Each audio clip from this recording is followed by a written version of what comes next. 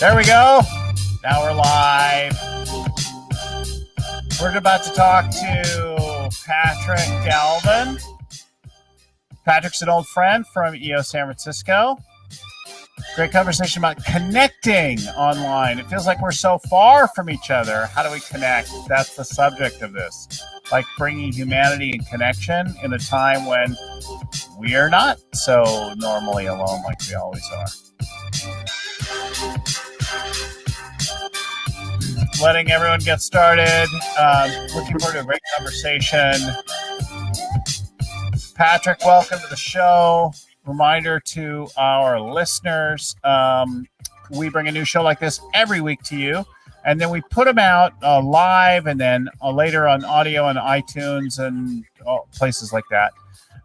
And we've done 226 shows or something like that at this point, right? So we've been doing it for a couple of years with all kinds of authors, entrepreneurs, gurus, business leaders, and even a magician, a comedian. I heard the comedian one. That was great. Did you? Matt Kazam. Yeah. It was awesome.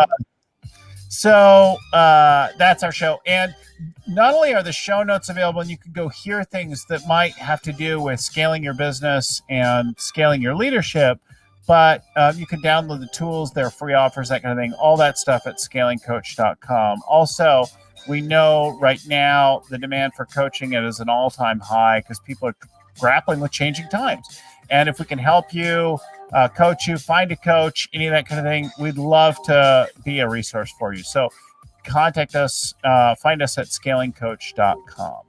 So let me just tell you a little bit about Patrick, and I'll let him say more. But Patrick and I are friends from what was then YEO, San Francisco, probably 20 years ago, I think. 20 plus, man. 20 plus years ago. There's a little organization called Young Entrepreneurs. We're not looking quite so young anymore.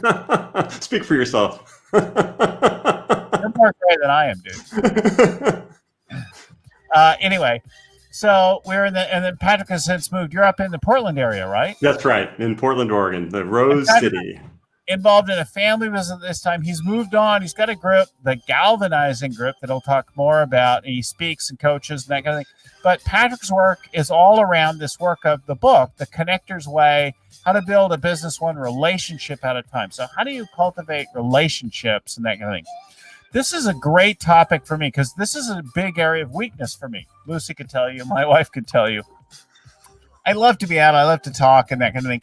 But I'm really an introvert at heart. I don't manage relationships well. I take them for granted. I'm self-absorbed. I'm arrogant, right? So, but I would like, if you called me at 3 a.m, I'd get up and go help you.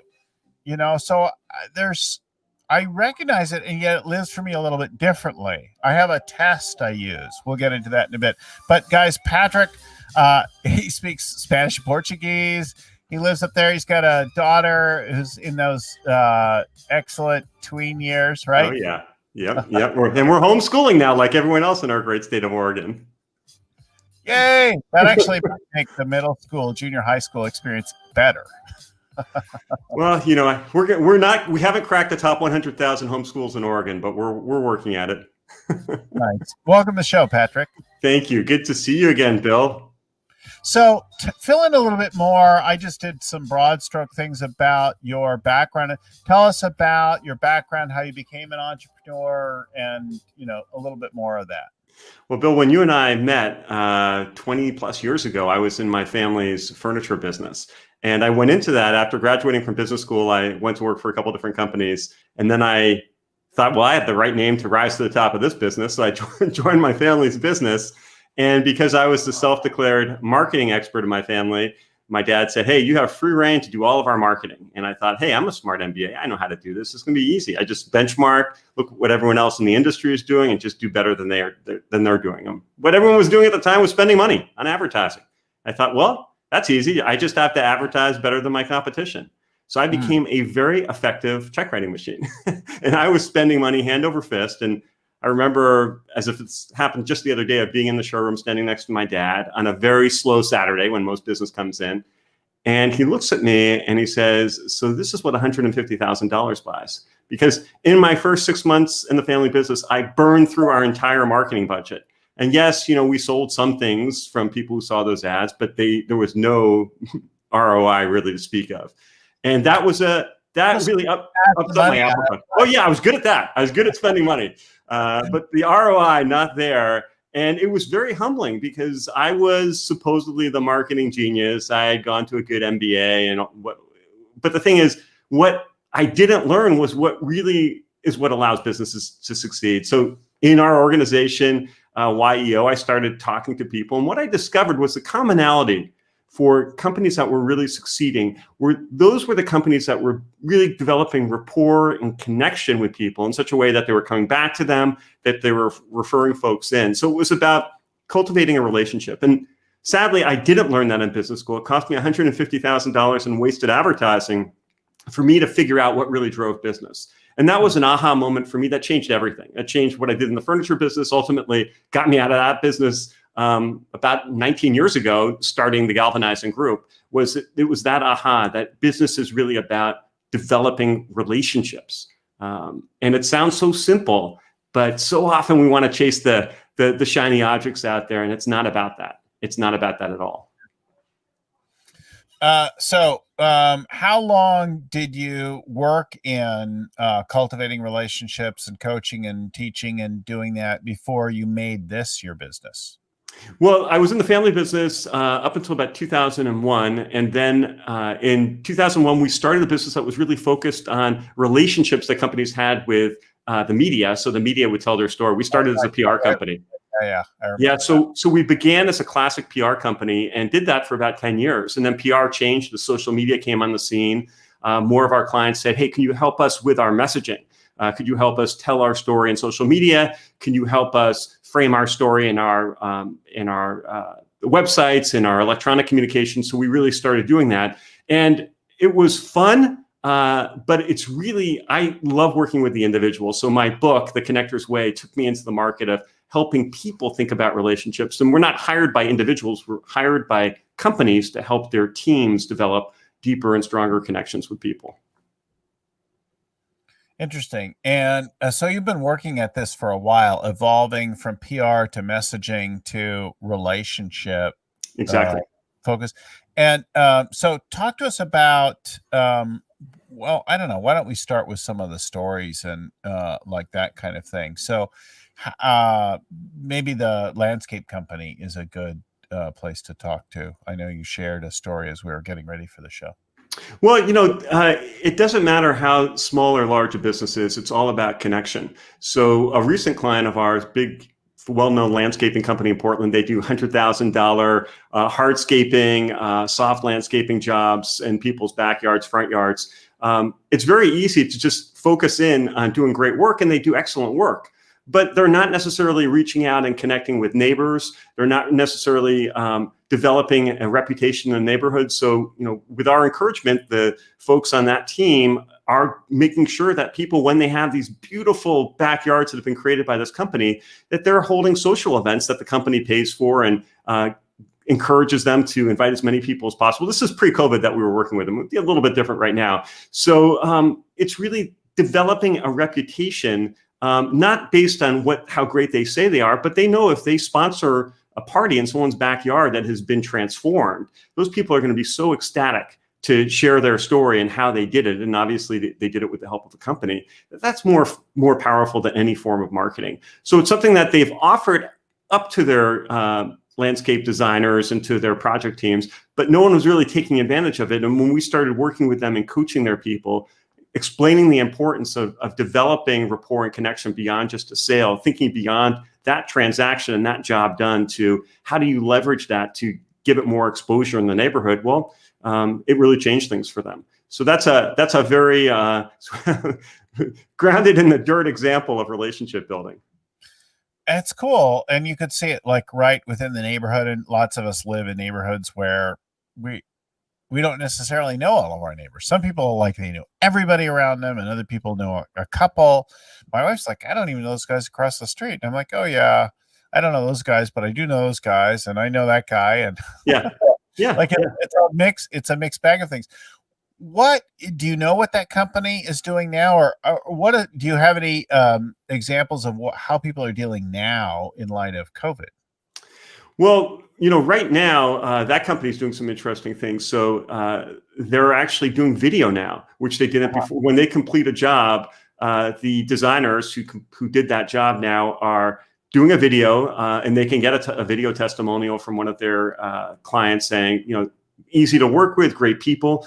Right now, we're in the age where people don't necessarily want to read. And a video you can do, it's socially distance friendly. And everyone's walking around with a great camera now and their smartphone. Yeah, exactly. So yeah, I think video is a really cool thing that they never did before. So now their project teams, when they're done, are going out, and if they can get an interview with a customer, I encourage them to do that. More often than not, it's just showing the beautiful landscape and posting it up, saying, hey, this is my most recent project. It was really fun. Here were the challenges. Here's how we addressed them. And that's a lot more interesting than just a written case study. Mm-hmm. It's cool. So are you, what does the work look like today that you're doing? Well, what we're really leaning into these days, it's something we started 2 years ago. So my book, The Connector's Way, is a business parable. It's a story about building business one relationship at a time. It's the story of someone whose business is failing because he's a poor relationship builder. And through a series of rather fortuitous events, he meets some mentors who show him the way. And what I did with this book when it came out in 2016 is it opened up all these industries that I had never spoken in before. And people said, well, I want to be like that guy in the story. How can I become like that guy? And I thought going around giving speeches was going to be enough to transform people. But speeches, no matter how good you are, you get people excited and enthusiastic. Yeah, it's very shallow. And you know this. you know this from your work. It's all about coaching. Scaling Coach, great program. It's about digging in and doing the work. So what we've been doing a lot over the past 2.5 years, and thankfully we started before COVID, is working with companies in small, what we call connecting cohorts, groups of 6. And we get 6 people together over the course of 3 months, take them through our curriculum. We have online courses, but it's small groups, 6 people. And it's beautiful because when people come together as a group, they hold each other accountable to what each one in the group says. They're sharing best practices, and this has been the best of all times for us because our clients, which are large enterprises, now have at-home workforces, companies that said they never were going to do this. And people don't have the water cooler to hang out around and share ideas. So coaching in small groups is fulfilling a huge need because we coach how to build relationships. But at the same time, the real value add for a client is they see how it's so important to keep internal relationships strong. So working with these small groups has been really, really powerful for us. So you're coaching cohorts through. Cohorts, they yeah.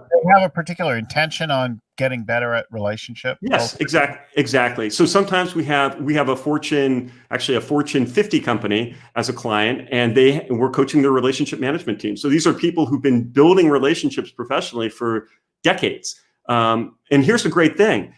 No matter where people are, they can get better. And the ironic thing is the best relationship builders are the ones who see the greatest need to grow and expand. It's sort of like when you're really good at something, you're also very aware of where there might be holes or opportunities to improve your skill set.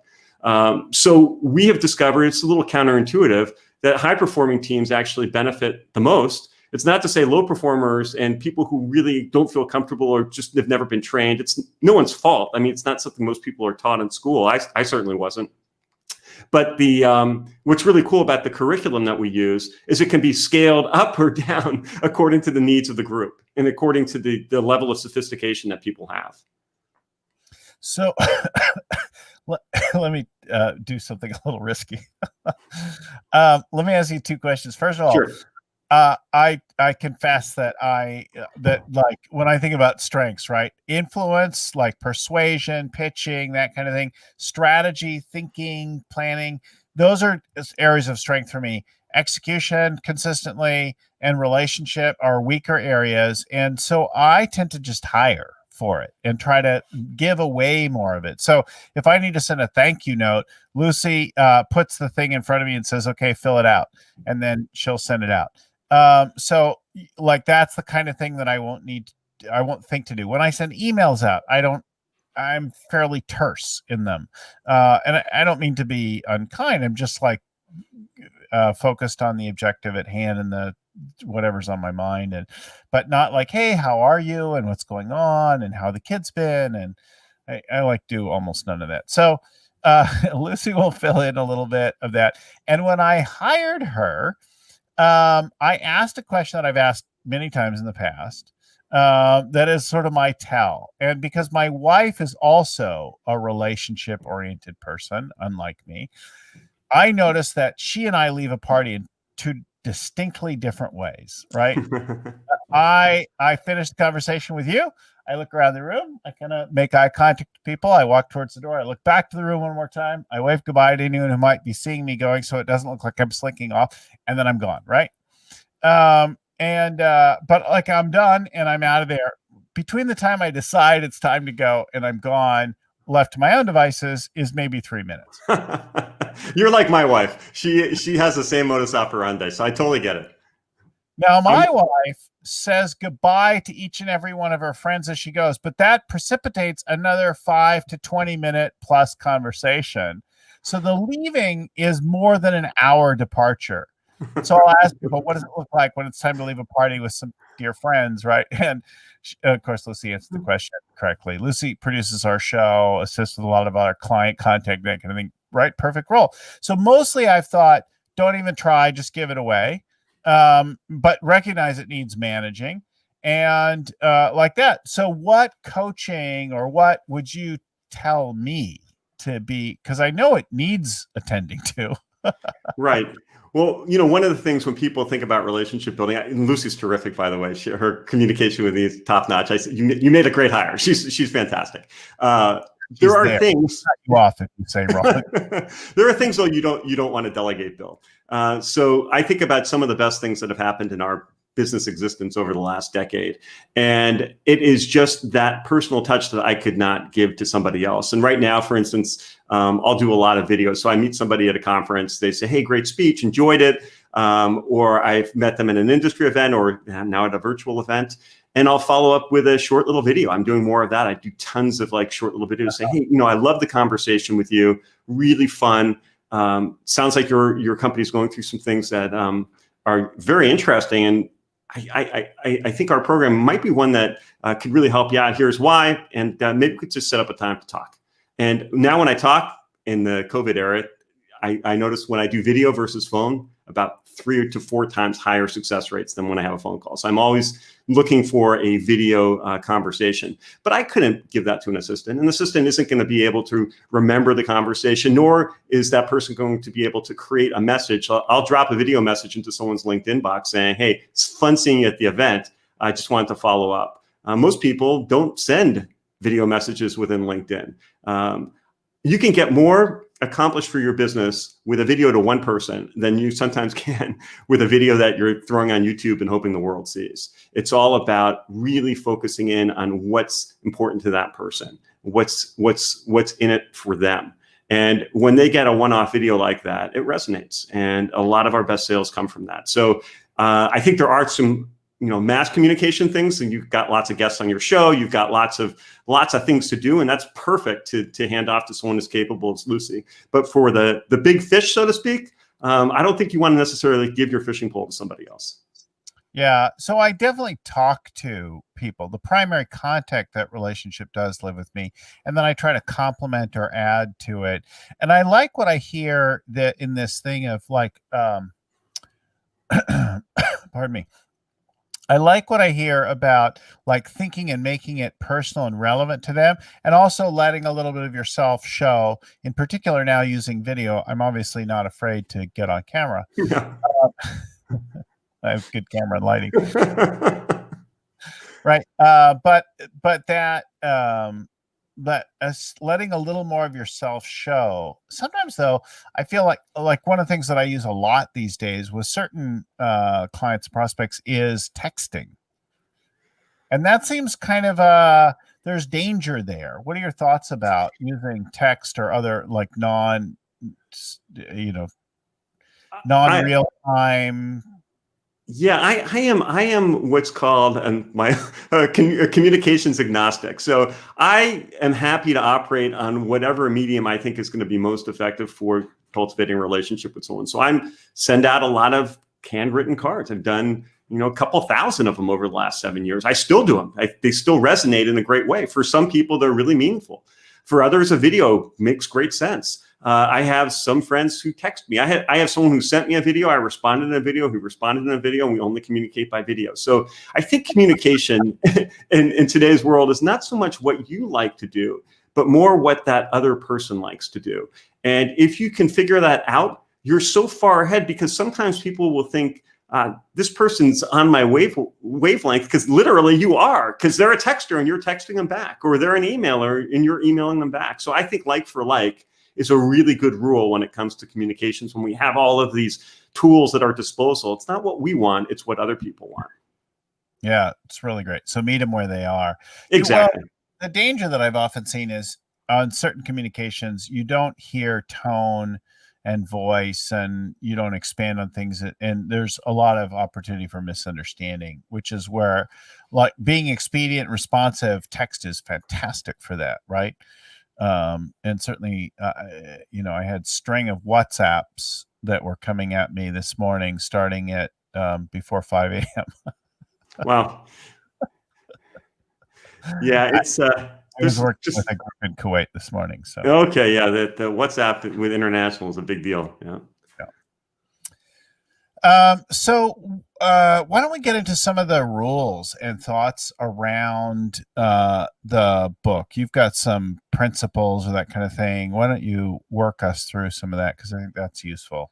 So the main character in The Connector's Way comes away at the end of the story with 7 essential rules for building business, one relationship at a time. And I know, Bill, the first one is one that you're going to relate to, knowing your triathlon story and how you really sort of turned it on as a athlete later on in life. Not in, I don't know, how many, 45 triathlons? Is that what you said on that podcast recently? Yeah. Wow, that's amazing. So the first rule is you've got to nurture your body and mind in such a way to create positive energy and enthusiasm that attracts others. So the character is very autobiographical. In 2008, 2010, I was not living by that rule. Our company, which was focused on PR at the time, we lost our major clients.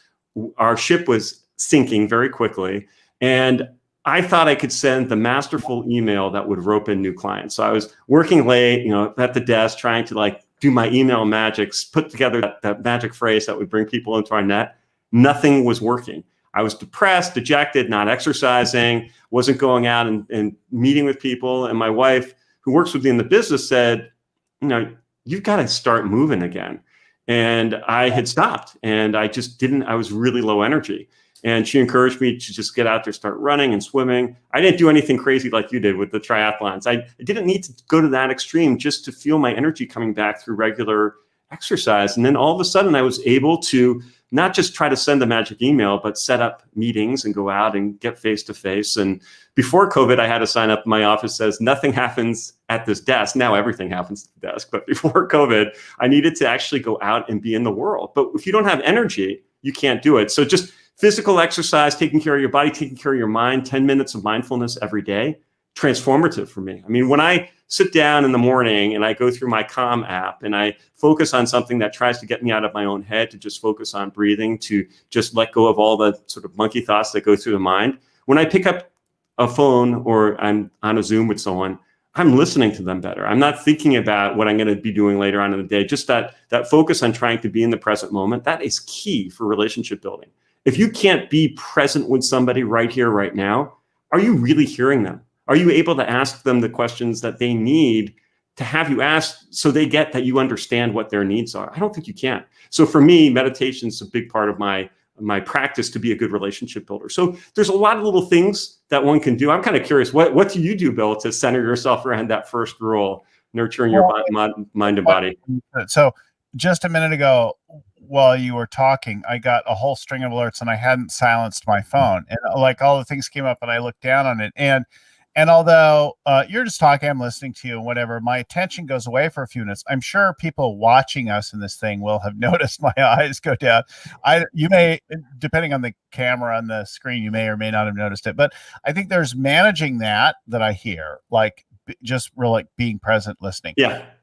And then there's the feeling, the good feeling, the centeredness, the place of abundance and vitality, strength, all that we feel when we have some activity. So Today I've had almost none. I got up 4:30 this morning. I got on a session with Kuwait, and then I've had almost no time outside. I've been going back to back to back to back things. In fact, I was late a couple minutes to start this session, right? Because the last one ran a little bit late. But so it's been like that. But yesterday I got both a bike and a run in.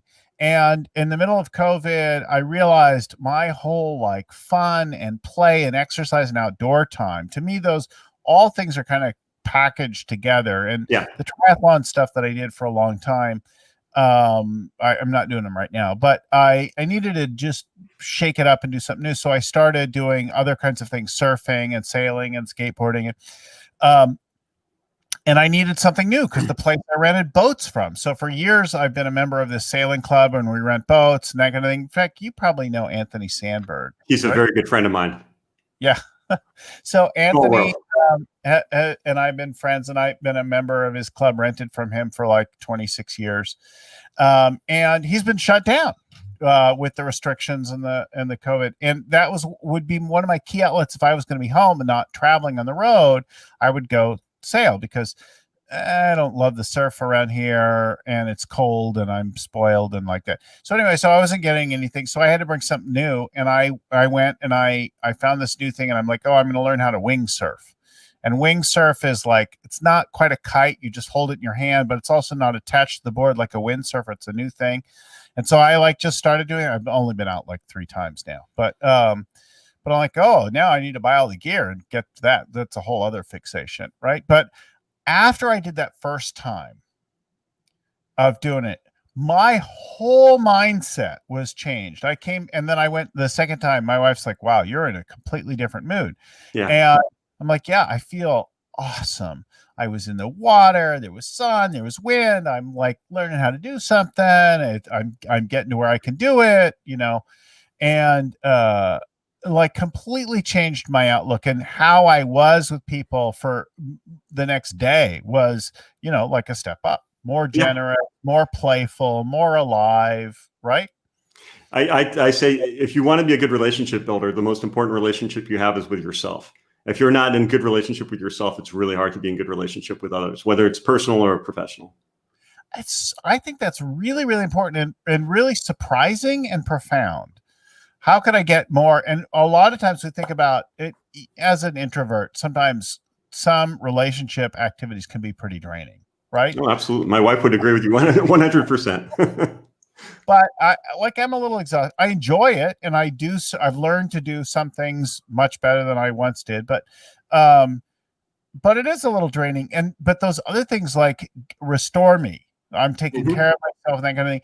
And I noticed that when I'm cool with the guy in the mirror, when I can really look at myself in the mirror and go, yeah, I'm proud of who I am and what my life is about and the way I live and that kind of thing. When I feel abundant and accomplished and powerful and generous, I am lovely with people. I am fun and playful and generous in turn. But if I'm feeling stretched, like if I'm like feeling like it's not enough, my whole relationship is altered, right? It's harder I'm faking it, right? I put on a smile. Hey, everything's okay. Yeah, absolutely. And that's why it's the first rule that this guy learns, which a lot of people don't think about. They want to learn what they're supposed to say to others or how to be around others. But first you have to be with yourself in a good way. Okay, your next rule is a real struggle for me, in particular right now. This polarizing time. There are people that I feel incredible values alignment with and a shared worldview and that kind of thing. And then there are people that are freaking me the hell out with their way of looking and talking about things. And I really struggle to be enriched by their perspective and that kind of thing. Talk to me about that. How do I deal with and expand my network to not people who just look at the world the way I do?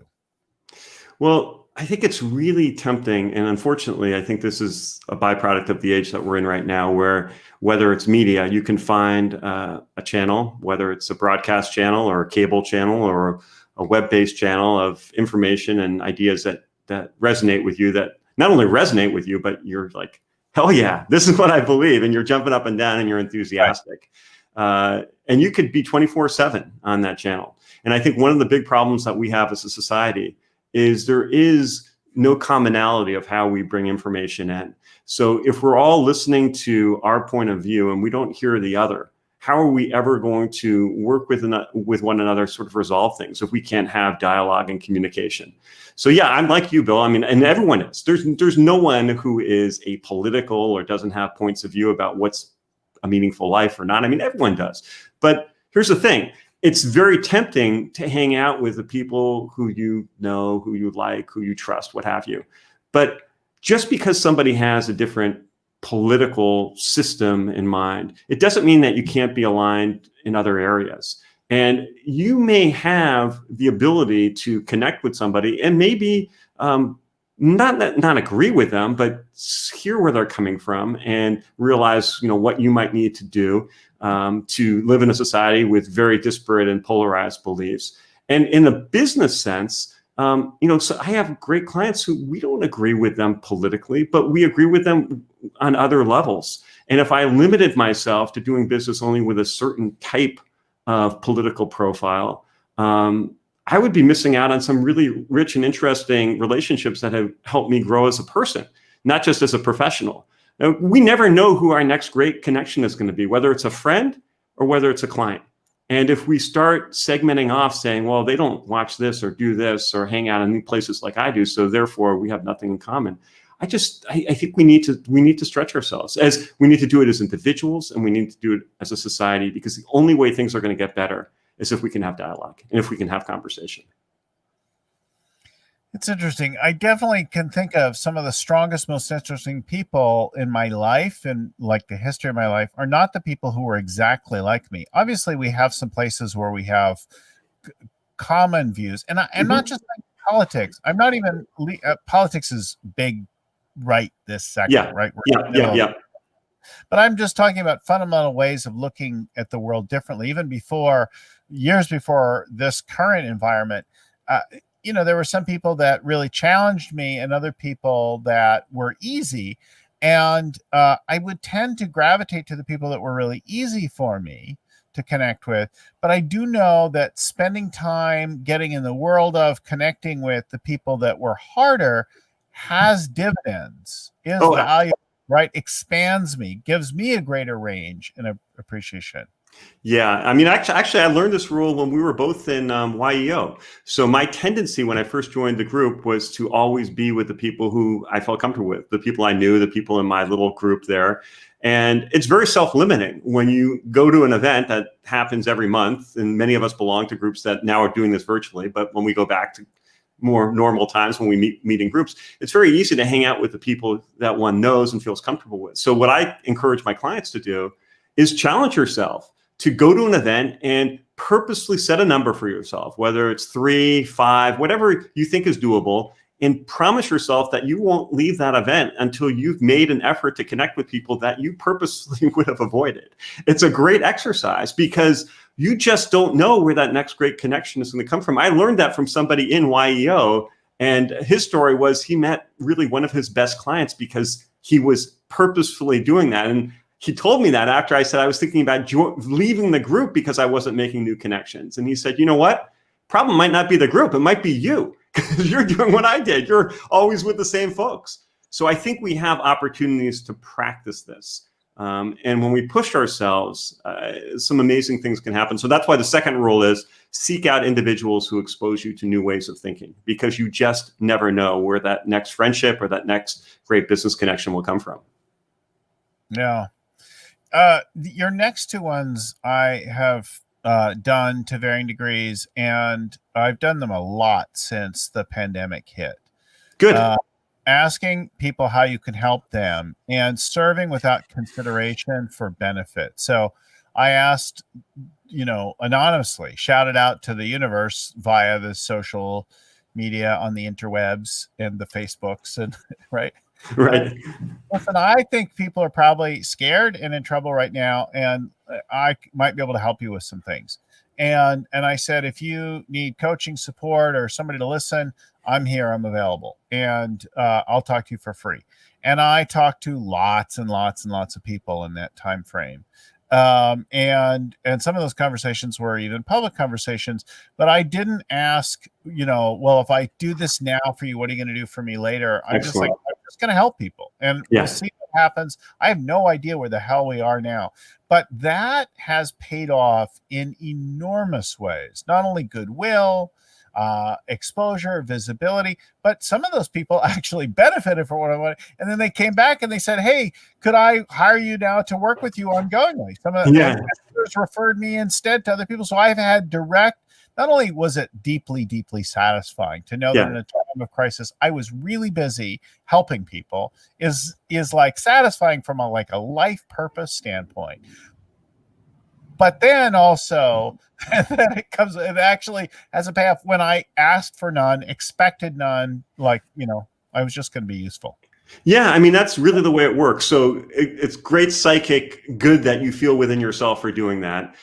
You have things that people need. So the reason why I split these into two is asking. We can assume we know what people need, but we are just making an assumption. So asking people how we can be useful, let them articulate it. And then the other rule is serve others without thinking how you're going to benefit. Well, some people will not tell us, but we can see what their need is. We know we have a service, an idea, maybe a connection that would be useful to them. So then it's just serving, not expecting a quid pro quo, but doing the right thing. So we should ask, but we should also take the opportunity to serve.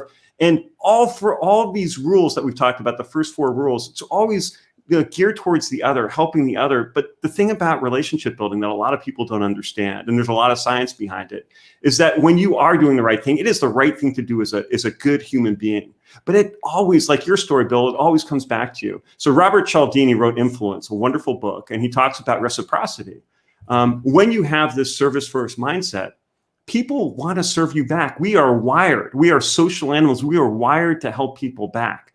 But we have to lead not thinking what we're going to get back, because then we defeat our purpose. People can see through that.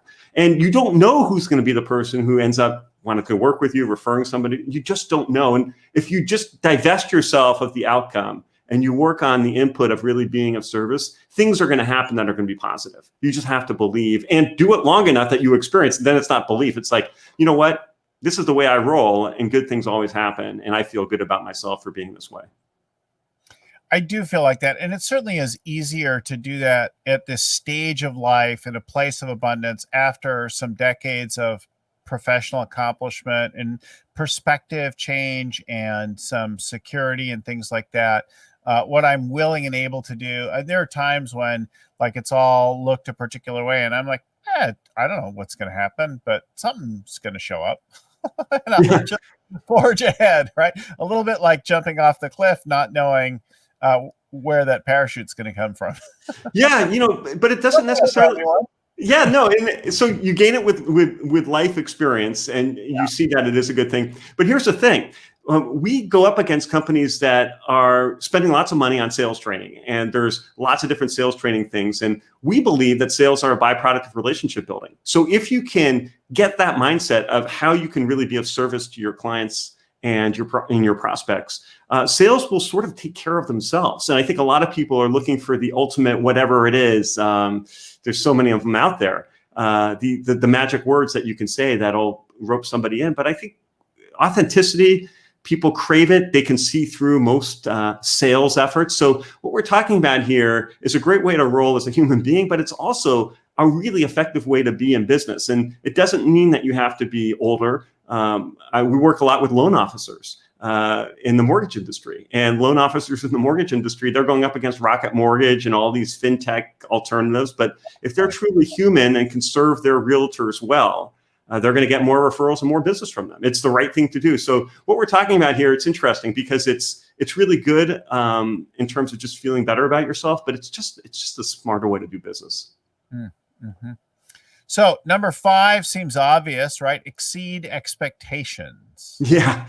You would think you wouldn't have to throw that in there, but the thing is, what we're talking about is not rocket science. So when it comes to serving others, see what other people in your industry, what they deem to be service. And if they're doing X and everyone's doing X, well, then that's not really service. That's an expectation for your industry. So what does it mean to be the one who digs a little bit deeper? And I don't have the answer for each industry and each individual. It's going to be different, but challenge yourself to think about how can I serve in a way that others who do what I do, sell what I sell, are not. Mm-hmm. Yeah, I often think like, what could we do to surprise them or delight them? I How love could we that.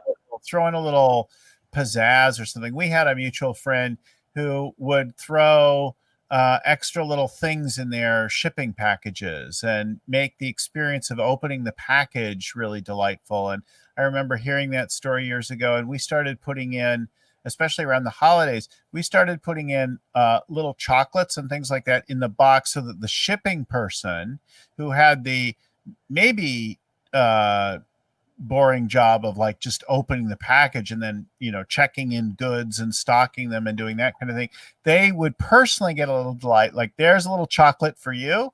And so we knew that if they learned that over time, they would look for the box from our company, open the box from our company, because there's a little something in it for them. I love it.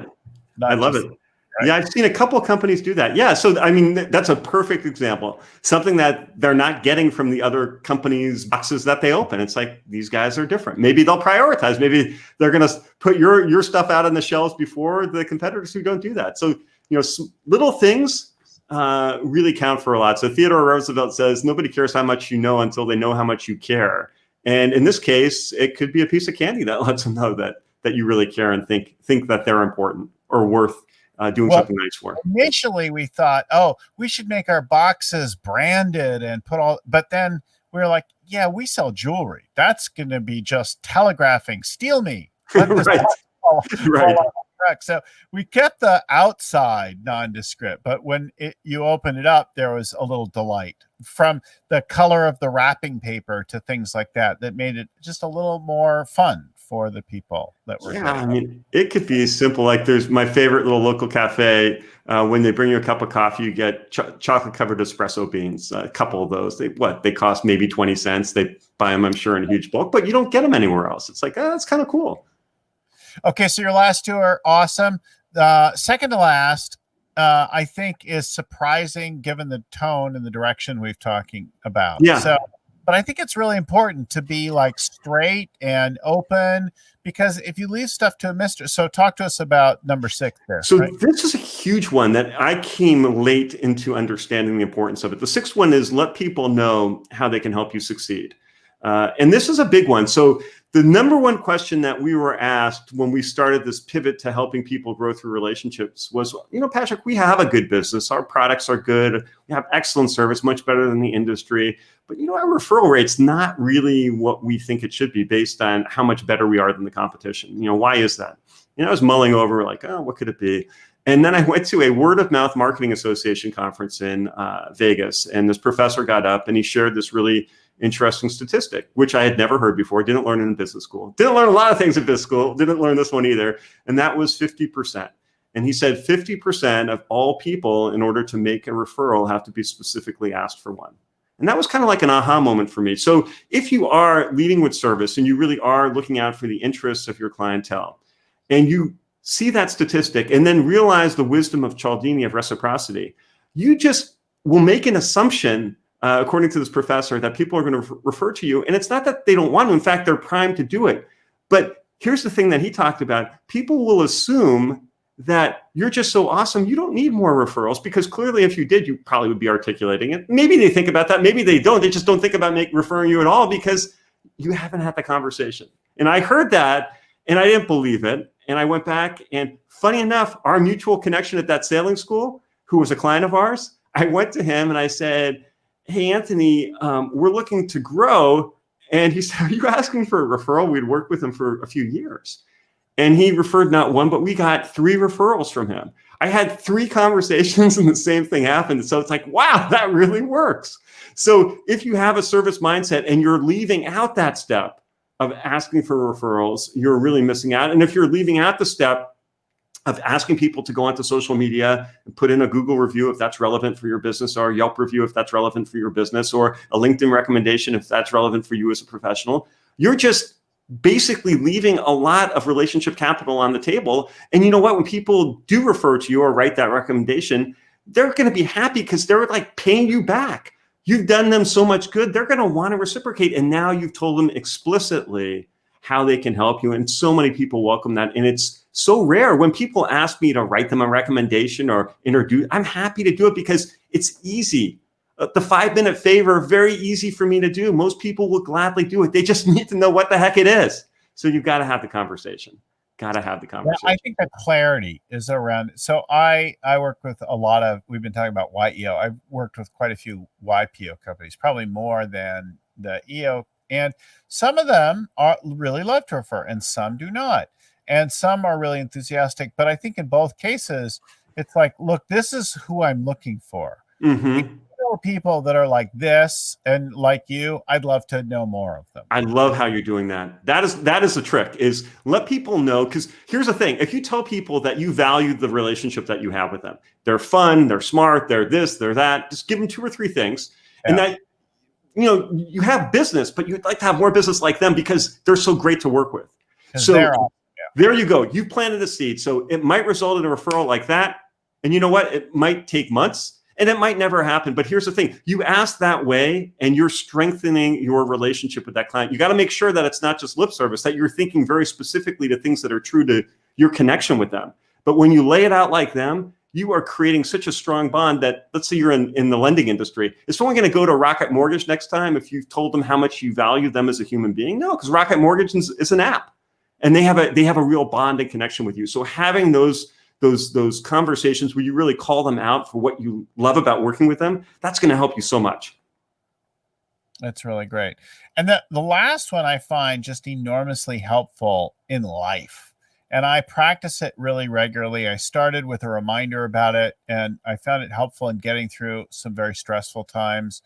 But it also helps the human side relationship, and that's be grateful. Right. So I have a reminder at the end of my day, just as I'm wrapping up the work day. There's a recurring appointment for 15 minutes in my day, and it just says grateful. It used to say something a little bit fancier, but today it just says grateful. And when that happens, I look around the world, around my room, I think about my day, and I express gratitude in some way. Sometimes it's just private, like a little prayer or thanks, or it's not a reflection.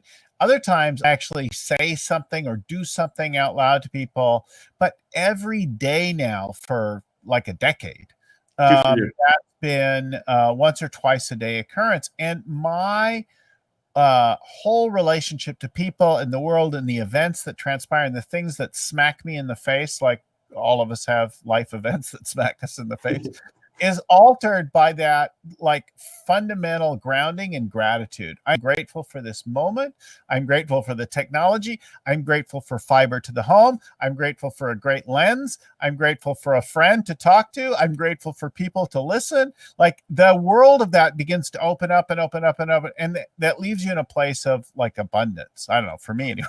Yeah, I mean, there's so much science to it. There's a professor at UC Davis, Robert Emmons, and he's done so many studies on gratitude and how it leaves the individual from a mental and physical perspective. And it's powerful stuff. I mean, it's why that if you don't have a gratitude practice like I love yours, end of the day, it's just part of the routine. That's great. I try to sit down once a week and write down 5 things I'm grateful for. That's what this professor encouraged students to do. And just that simple act of writing really etches into memory what it is. And, that time is kind of a sacred time for me to do. And recently, a friend of mine has introduced a very powerful question, which I use in conversation when people are getting very depressed about what's going on. And that question is, what's going well? And what's going well is a great way to ask, what are you grateful for? So when you're talking to somebody who's really frustrated, whether it's a client, whether it's a spouse, what have you, and you ask them that question, it's a great way to really shift the energy by, what, this is going well, and they'll tell you what it is, and then that really reframes things. So yeah, from a personal perspective, great. From a business perspective, you've got to have a methodology of gratitude. You can't leave that out of the equation. It can't be accidental. How are you continuously showing gratitude towards your clientele is also very important. So I want to talk to folks about your programs and stuff in just a second. Before I do that, let me remind everyone that if the show helped you, you can give us a review, a thumbs up, that kind of thing. That helps us to reach more people and so on. That's something that we could really use, is you go give your review on iTunes and thumb it up on YouTube or wherever it is, and then add a few comments is like the power of 10 there. If you want to give us some feedback or that kind of thing, you can send an email to info@scalingcoach.com. if you subscribe, you get them automatically every week. We are doing them on Wednesday mornings now, but we will be adding in now live streams, and we're working on 2 new shows. So we'll have, before you know it, 3 shows a week. I want to give special thanks to Lucy, our producer, who's behind the scenes and was setting you up and getting ready and like that kind of thing. She's been queuing up comments, that kind of thing. I want to give also special thanks to Vern Harnish, author and creator of the Scaling Up Framework. Also to Albert Burge, who edits our audio before it gets out to the world at Podfly Productions, and the show notes get compiled by Ein Codina and proofread by Tim McGowan. So if you think that you'd like to get you'd like your salespeople or your biz dev people or sales and biz dev or like all the externally facing folks, maybe your relationship management folks, your customer service, and to get trained in, and Patrick's got stuff at theconnectorsway.com. Is that it? Did I get that is right? Correct. Yep. Yeah. Perfect. And you have programs, courses, things like that there for them? Absolutely. Yep. We have online courses. We've got information about our coaching programs. It's all there, and where they can get the book on Amazon, Kindle, print, what have you. It's free on Kindle, by the way, through the end of December. Oh, so go get it on Kindle and give that a review. I think you shared a lot of the ideas here. The ideas are simple, and the telling of them through a story parable. Obviously, you can't retell the whole story, but that I think is a powerful way to learn something. So I think that's cool. But the ongoing work of it, right, developing the muscle in this area, I think is really, really useful. So your coaching classes, that kind of thing that you have at theconnectorsway.com, I think are super useful.